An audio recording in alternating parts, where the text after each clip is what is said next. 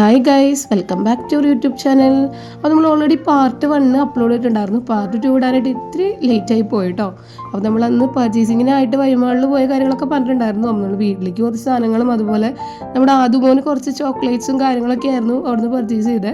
അപ്പോൾ പർച്ചേസിംഗ് ഒക്കെ കഴിഞ്ഞ് നമ്മൾ ജസ്റ്റ് ഒന്ന് പുറത്തിറങ്ങിയിട്ട് അവനെ കൊണ്ടൊന്ന് ബീച്ചിൽ പോകാനുള്ള പ്ലാനൊക്കെ ഉണ്ടായിരുന്നു.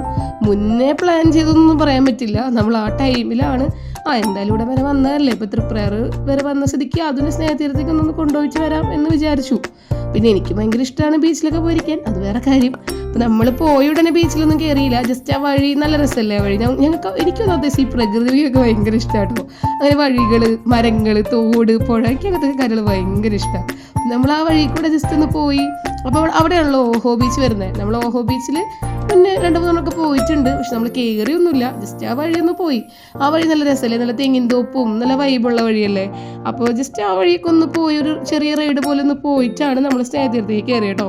അപ്പോൾ അവിടെ എത്തിയപ്പോൾ അത് നല്ല ഓട്ടാറ് ഓട്ടി വണ്ടിയിൽ ഇറങ്ങിയിട്ട് ആൾക്ക് വേഗം കയറിയാൽ മതി എന്നാ. കാരണം അവന് ഭയങ്കര ഇഷ്ടമായി ബീച്ച് സൈഡ്, അതുപോലെ പാർക്ക്, അങ്ങനത്തെ ഭയങ്കര ഇഷ്ടവന്. അപ്പോൾ ഇടയ്ക്കിടയ്ക്ക് ഇവിടെ നിന്ന് പറയും ബീച്ചിൽ പോകാമെന്ന്. ഞങ്ങൾ ജസ്റ്റ് പോയി. അപ്പോൾ ആ ഒരു ടൈമിൽ ആ ബീച്ചിൻ്റെ ഒരു വൈബ് എന്നൊക്കെ പറയുമ്പോൾ നല്ല രസമല്ലേ കാണാനായിട്ട്. ഒരു 6:30 ടൈമിൽ ആ വൈബ് കാണാൻ നല്ല രസമാണ്. ഞാൻ അതിനോട് ഇങ്ങനെ പറയായിരുന്നത് തിരമാല അടിക്കണ കണ്ട പോലെ എന്നൊക്കെ ഇങ്ങനെ പറഞ്ഞുകൊണ്ടിരിക്കണമായിരുന്നു കേട്ടോ. നല്ല രസമല്ലേ കാണാനായിട്ട്. അതുപോലെ ഞാനും നല്ല പോസിങ് ആയിരുന്നു. എനിക്കാണെങ്കിൽ ബീച്ച് എന്നൊക്കെ പറയുമ്പോൾ നമുക്കൊരു എന്താ പറയുക, നമുക്കൊരു പ്രത്യേക റിലാക്സേഷൻ അല്ലേ ബീച്ചിലൊക്കെ പോയിരുന്നാൽ. അതിനുശേഷം നമ്മൾ ജസ്റ്റ് ഒരു ചായ കുടിക്കാനായിട്ട് അവിടെ നിന്നായിരുന്നു. അവിടെ ഒരു ചായ തീരുന്ന ഒരു ചെറിയൊരു റെസ്റ്റോറൻറ്റ് ഉണ്ട്. മുന്നൊന്നും ഇത് കണ്ടിട്ടില്ല, പുതിയതാന്ന് തോന്നുന്നുണ്ട്. ഞങ്ങൾ ജസ്റ്റ് ചായക്കടിയും 2 ചായയൊക്കെ പറഞ്ഞ് ജസ്റ്റ് ചായ കുടിച്ചായിരുന്നു കേട്ടോ. അപ്പം അതിനുശേഷം നമ്മൾ പുറത്തേക്ക് വന്നു. ഇപ്പോൾ അതിന് സ്നേഹതീരത്തിനുള്ളിൽ മറ്റേ ഫൺ പാർക്കിലൊന്ന് കയറണമെന്ന് പറഞ്ഞു.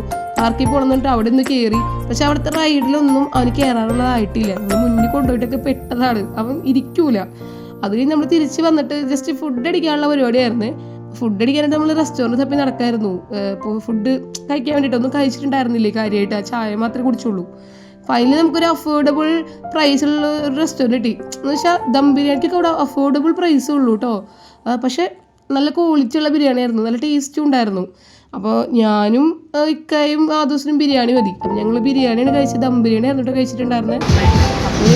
അപ്പോൾ നല്ല എന്താ പറയുക, അധികം പ്രൈസ് ഇല്ല, നല്ല സൂപ്പർ ബിരിയാണി ആയിരുന്നു. ആ ദിവസം നന്നായിട്ട് ഫുഡും കഴിച്ചു കേട്ടോ അവിടെ നിന്ന്.